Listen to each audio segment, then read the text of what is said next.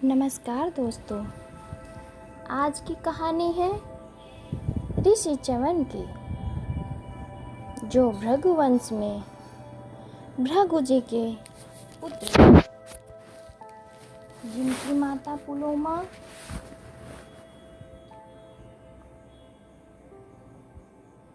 च्यवन ऋषि महान भृगु ऋषि के पुत्र थे। उनकी माता का नाम पुलोमा था। ऋषि च्यवन को महान ऋषियों की श्रेणी में रखा जाता है। इनके विचारों एवं सिद्धांतों द्वारा ज्योतिषी में अनेक महत्वपूर्ण बातों का आगमन हुआ।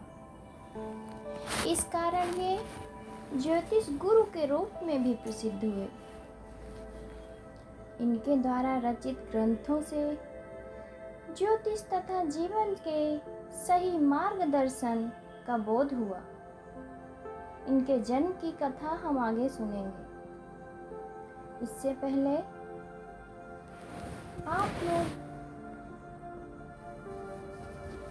आप अपने कमरे की लाइट ऑफ कर दें और सीधे लेट जाएं। अभी आप सोने की कोशिश करें।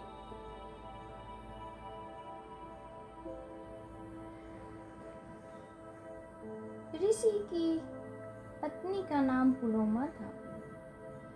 एक बार जब भृगु ऋषि अपनी पत्नी के पास नहीं थे, तब राक्षस पुलोमन उनकी पत्नी को जबरन अपने साथ ले जाने के लिए आया। वो पुलोमा को बलपूर्वक ले जाने लगा। उस समय पुलोमा गर्भवती थी। इस कारण पुलोमन से संघर्ष में उनका शिशु गर्भ से बाहर गिर जाता है। बालक के तेज से राक्षस पुलोमन भस्म हो जाता है तथा पुलोमा पुनः अपने निवास स्थान भृगु ऋषि के पास आ जाती हैं। गर्भ से गिर जाने के कारण ही बालक का नाम च्यवन पड़ा। जन्म से ही च्यवन बुद्धिमान और ज्ञानी थे। वो एक महान ऋषि थे।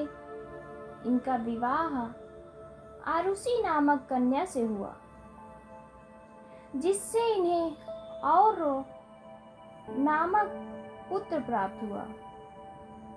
इनका विवाह राजा शर्याति की पुत्री सुकन्या से भी हुआ था। ऋषि च्यवन ने बहुत कठोर तपस्या की। वो लंबे समय तक निश्चल रहकर ही एक स्थान पर बैठे रहे। जैसे जैसे समय व्यतीत होता गया, उनका शरीर घास और लताओं से ढक गया तथा चींटियों ने उनकी देह पर अपना निवास बना लिया। ये देखने में मिट्टी का टीला सा जान पड़ने लगता। मिट्टी का टीला सा लगने लगा। इस तरह बहुत समय गुजर गया।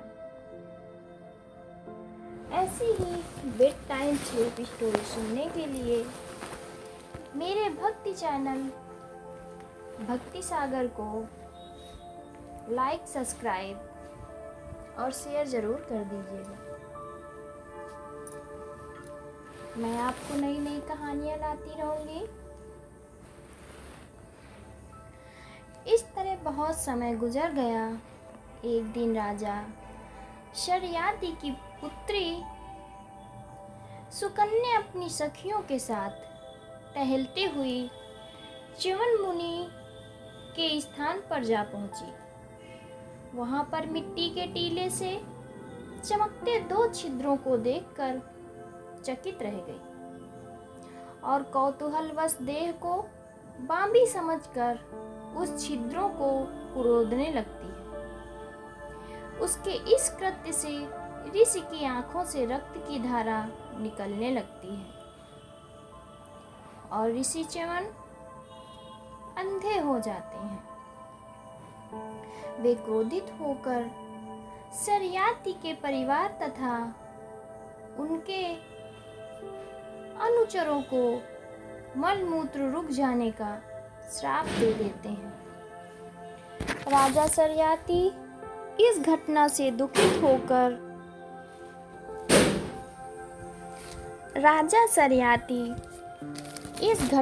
दुखी होकर उनसे निवेदन करते हैं।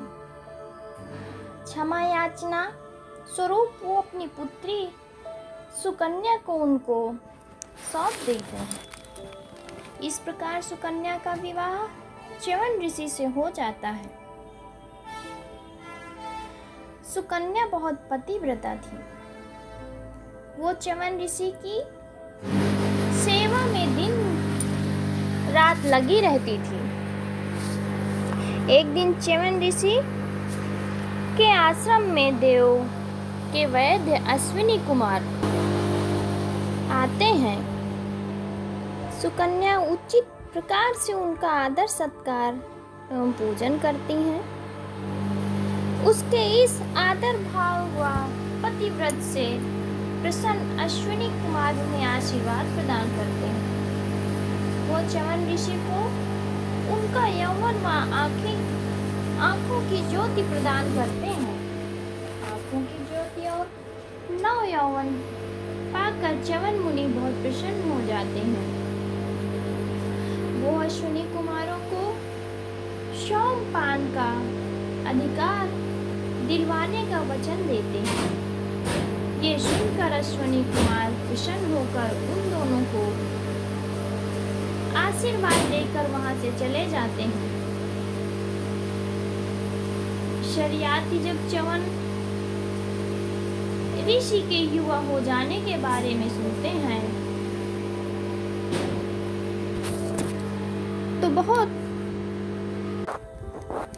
प्रसन्न होते हैं और ऋषि च्यवन से मिलने जाते हैं। ऋषि च्यवन राजा से कहकर एक यज्ञ का आयोजन कराते हैं, जहां वो राजा का यज्ञ का कुछ भाग अश्विनी कुमारों को प्रदान करते हैं। तब देवराज इंद्र आपत्ति जताते हैं और अश्विनी कुमारों को यज्ञ का भाग देने से मना करते हैं, परंतु च्यवन ऋषि इंद्र की बातों को अनसुना कर देते हैं। इससे क्रोधित होकर जब इंद्र उन पर वज्र का प्रहार करने लगते हैं, तब ऋषि च्यवन अपने तपोबल से वज्र को रोककर एक भयानक राक्षस उत्पन्न करते हैं। वो राक्षस इंद्र को मारने के लिए दौड़ता है। इंद्र भयभीत होकर अश्विनी कुमारों को यज्ञ का भाग देना स्वीकार कर लेते हैं और ऋषि च्यवन से क्षमा मांगते हैं। ऋषि च्यवन का क्रोध शांत होता है और वह उस राक्षस को भस्म करके इंद्र को कष्ट से मुक्ति प्रदान करते हैं।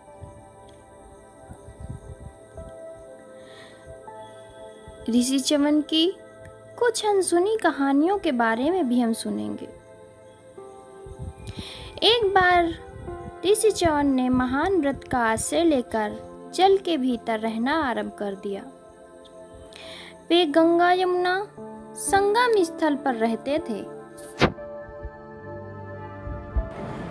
वहां उनकी जलचरों से प्रगाढ़ मैत्री हो गई। एक बार मछुआरों ने मछलियां पकड़ने के लिए जाल डाला तो मत्स्यों सहित च्यवन ऋषि भी जाल में फंस गए।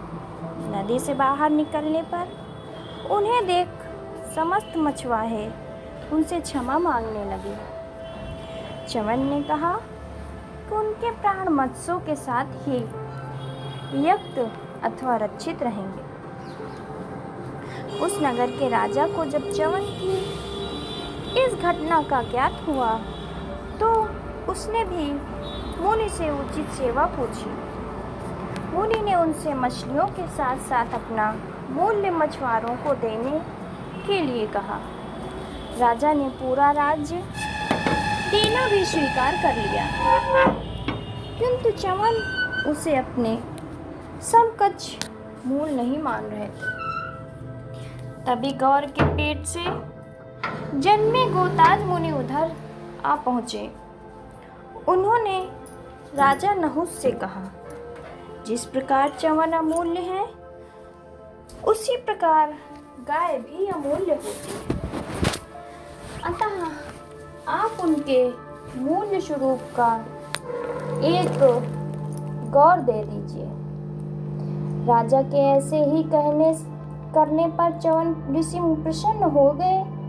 मछुआरों की ने याचना क्षमा सहित वो गाय च्यवन मुनि को ही समर्पित कर दी तथा उनके आशीर्वाद से वे लोग मछलियों के साथ ही स्वर्ग सिधार गए। च्यवन तथा गोताज अपने अपने आश्रम चले गए। च्यवन ऋषि की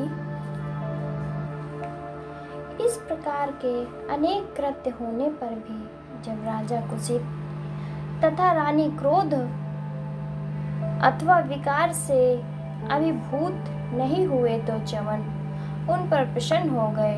उन्हें गाड़ी से मुक्त कर अगले दिन आने के लिए कहा और राजमहल में भेज दिया तथा स्वयं गंगा के किनारे रुक गए।